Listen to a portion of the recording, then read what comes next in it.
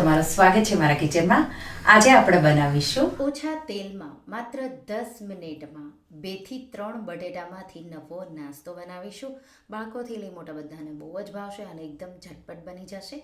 જો તમને મારી રેસિપીઓ ગમતી હોય અને હજુ સુધી ચેનલને સબસ્ક્રાઈબ ન કર્યું હોય તો સબસ્ક્રાઈબ કરજો અને બાજુમાં આપેલી ઘંટી દબાવજો એટલે નવી નવી રેસિપીના નોટિફિકેશન આવે. તો ચાલો બનાવીએ.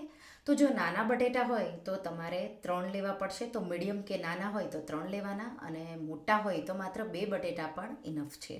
તો આ રીતે મેં 2 મોટા બટેટા લઈ લીધા છે. એકદમ સારી રીતે ધોઈને લેવાના અને એમાંથી આપણે મીડિયમ આવા સ્લાઇસ તો તમે જોઈ શકો છો. તો બહુ જાડા પણ નહીં, બહુ પાતળા પણ નહીં, એવા મીડિયમ સ્લાઇસ આ રીતે કરી લઈશું. તો 2 મોટા બટેટા લઈ મેં એના સ્લાઇસ કરી અને રેડી કરી લીધા છે. તો આ રેસિપીથી હું 4 લોકો માટે આ નાસ્તો બનાવી રહી છું. આ રીતે તમે જોઈ શકો છો મેં અલગ કરી લીધા છે. હવે એક પેનમાં મેં પાણી ગરમ કરવા મૂકી દીધું હતું. તો સ્લાઇસ કર્યા એ પહેલાં જ પાણી ગરમ કરવા તમારે મૂકી દેવાનું એટલે એકદમ ઝટપટ બની જશે. અને એમાં આપણે 1 ટીસ્પૂન જેટલું મીઠું ઉમેરી બટેટાના જે સ્લાઇસ કર્યા છે એ ઉમેરી દઈશું. તો પાણી ઓલરેડી ગરમ થઈ ગયું હતું, ઉકળવાને જ થોડી વાર હતી ત્યારે મેં ઉમેર્યા. અને આ રીતે પાણી ઉકળવા લાગે એટલે તમારે 3 મિનિટ જેવું બટેટાને બાફવાનું છે. તો માત્ર 3 જ મિનિટમાં બટેટા બફાઈ જાય આ રીતે અધકચરા બાફવાના છે. એકદમ સોફ્ટ થઈ જાય એવા આપણે નથી બાફવાના.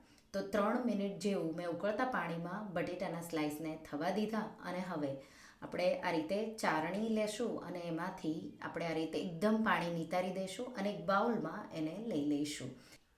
તો આ રીતે તમે ચેક કરશો તો નાઇફ ઇઝીલી જશે અને બટેટા તમારા અધકચરા જેવા બફાઈ જશે. તો પારબોઇલ્ડ જેવા મેં બાફી અને આ રીતે નિતારી એક બાઉલમાં કાઢી લીધા. તમે જોઈ શકો છો ઇઝીલી તૂટી જાય પણ આમ થોડા કાચા છે એટલે અધકચરા જેવા મેં બાફી લીધા.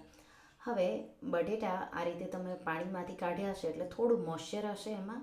ત્યારે આપણે એમાં 1 ટીસ્પૂન ચાટ મસાલો, અડધી ટીસ્પૂન મીઠું, 1 ટીસ્પૂન ચીલી ફ્લેક્સ, 1 થી 2 ટેબલ સ્પૂન જેટલા લીલા ધાણા અને 4 થી 5 ટેબલ સ્પૂન જેટલો કોર્નફ્લોર આ રીતે છાંટી અને એકદમ સારી રીતે આ રીતે કોટ કરી લઈશું. તો મીઠું આપણે બાફવામાં ઉમેર્યું એટલે થોડું અંદર સુધી જશે પણ તો પણ ઓછું રહેશે. એટલે આ રીતે મીઠું અડધી ટીસ્પૂન જેટલું તમારે ઉમેરી દેવાનું.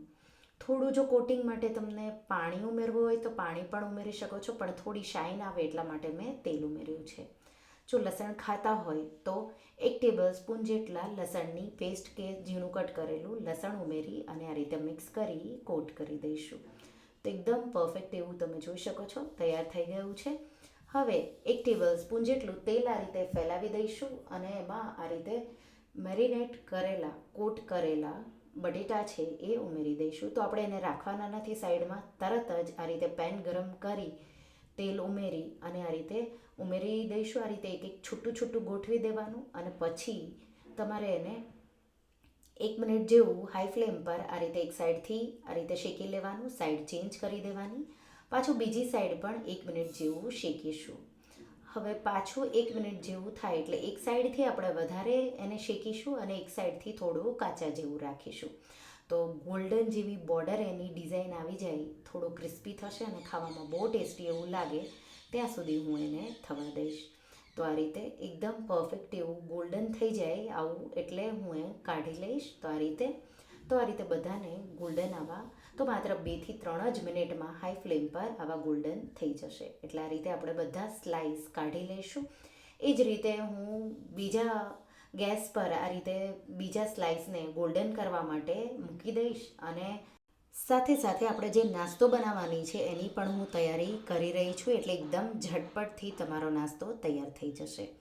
તો આ રીતે સ્લાઇસ છૂટા છૂટા કરી આપણે ગોઠવી દઈશું અને જો તેલની તમને બીજી વાર જરૂર લાગે તો જ ઉમેરવાનું છે, જરૂર ન હોય તો નહીં ઉમેરવાનું. તો આ રીતે બીજા સ્લાઇસને પણ મેં ગોલ્ડન કરી લીધા છે. સાઈડમાં મેં અસેમ્બલિંગ પણ સ્ટાર્ટ કરી દીધું હતું. તો મેં અનિયન, કેપ્સિકમ, ટમાટો અને મકાઈને બાફીને તૈયાર કરી લીધી અને આ રીતે એક વાટકીમાં 2 થી 3 ટેબલ સ્પૂન જેટલો ટમાટો કેચઅપ અને 1 થી 2 ટેબલ સ્પૂન જેટલું મેયોનીઝ, તમારા પાસે પિઝા સોસ હોય તો આ મિક્સ કરવાની તમને જરૂર પણ નથી. તો જેના પાસે ન હોય એના માટે મેં આ મિક્સ કરી દીધું છે. એમાં 1 ટીસ્પૂન ચીલી ફ્લેક્સ ઉમેરી દઈશું.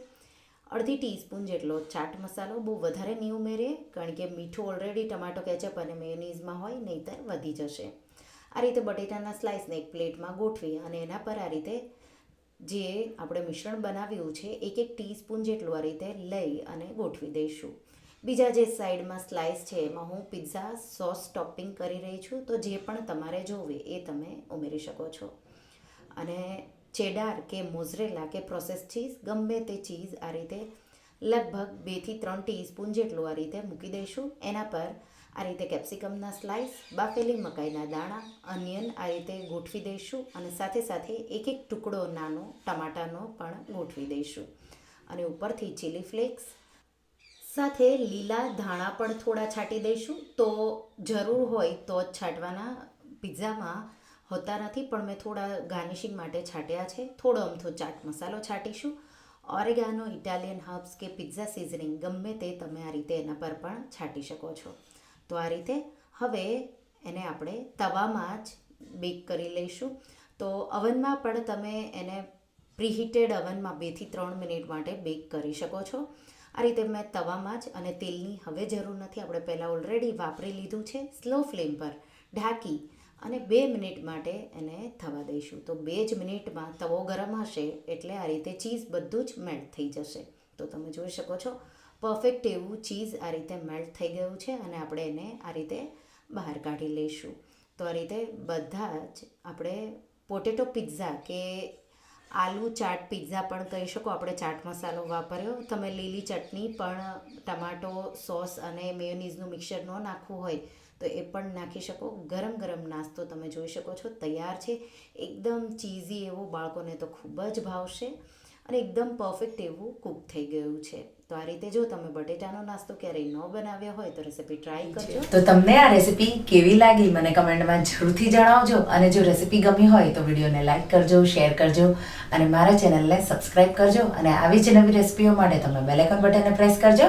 Thank you for watching.